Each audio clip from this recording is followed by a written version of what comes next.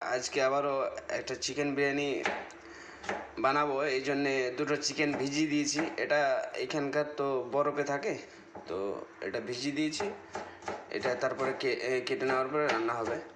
তো চিকেন বিরিয়ানি কীভাবে রান্না করছি আপনাদের সামনে শেয়ার করব, দেখতে থাকুন। পেঁয়াজ আর কাঁচা লঙ্কা এটা অ্যাড করে নিলাম। এখন ভালো করে এটা ব্রাউন কালার করে নেব, তারপরে তখন মশলা অ্যাড করব। অনেকটা আমরা পেঁয়াজটা ভেজে নিয়েছি, তো এখন এর সঙ্গে অ্যাড করব তেজপাতা, কাট মশলা আর এলাচ। এই তিনটাকে অ্যাড করে নিলাম। এখন আমরা অ্যাড করব আদা রসুনের পেস্ট। আদা রসুনের পেস্ট অ্যাড করে দিলাম। ম্যাশিং না রে ভাই, তাহলে কুচিয়ে দিয়ে দিয়েছি, কী করবো।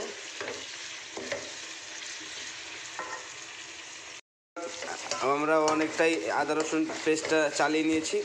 এখন আমরা মশলা অ্যাড করে নেবো। মশলার মধ্যে কী কী নিয়ে নিয়েছি: হলুদ গুঁড়ো, লঙ্কা গুঁড়ো, জিরে গুঁড়ো, চিকেন মশলা, মিক্স মশলা, লবণ, ধনে গুঁড়ো।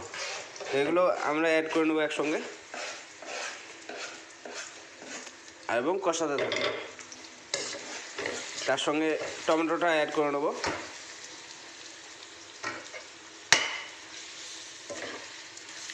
এবার হালকা পরিমাণে একটু পানি অ্যাড করে নেবো, যাতে মশলাটা না পুড়ে যায়। আমরা একটা সিক্রেট মশলা অ্যাড করে নেবো বিরিয়ানির, তো এটা 1 চামচ মতো অ্যাড করে নেবো।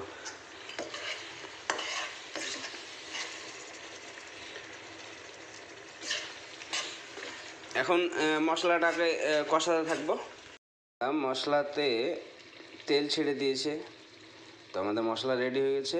তো এখন চিকেনটা অ্যাড করে নেবো।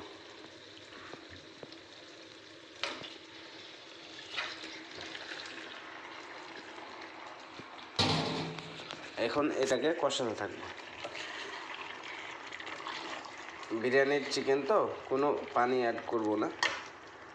মাংসটা অনেকটা কষানোর পরে একটা দই অ্যাড করে নেবো আমরা, যেহেতু বিরিয়ানি বানাচ্ছি এই জন্যে একটা দই অ্যাড করে নিলাম। আর এখন এটাকে ভালো করে কষাতে থাকবো। আমাদের বিরিয়ানির মাংস রেডি হয়ে গেছে। তো এখন ধনেপাতা দিয়ে নামিয়ে রেখে দেবো এবং দমের জন্য রেডি করব। বন্ধুরা, এখানে দম দেব, এই জন্য আমরা একের পর এক লেয়ার করে নিচ্ছি। তো এখানে 1 লেয়ার হয়ে গেছে, তো এর উপরে আমরা চিকেন দিয়ে দেবো। তারপরে এইভাবেই লেয়ারটা তৈরি করব। দমে যাওয়ার জন্য রেডি হয়ে গেছে, লেয়ার করে একদম পুরো কমপ্লিট করে দিয়েছি।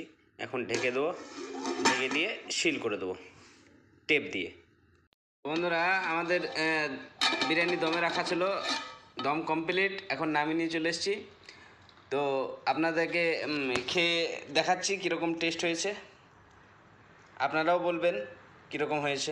বন্ধুরা, আমরা বিরিয়ানি তুলে নিয়েছি থালিতে। তো এখন টেস্ট করে জানাবো আপনাদেরকে কেমন হয়েছে। তো আশা করি ভালো হবে।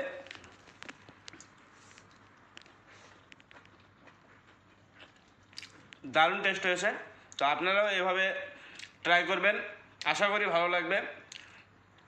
তো আরও বন্ধুদেরকে দেখার সুযোগ করে দেবেন, লাইক কমেন্টস করে জানাবেন যে কীরকম হয়েছে ভিডিওটা। এভাবে বাড়িতে ট্রাই করবেন। তো ভালো থাকবেন, সুস্থ থাকবেন।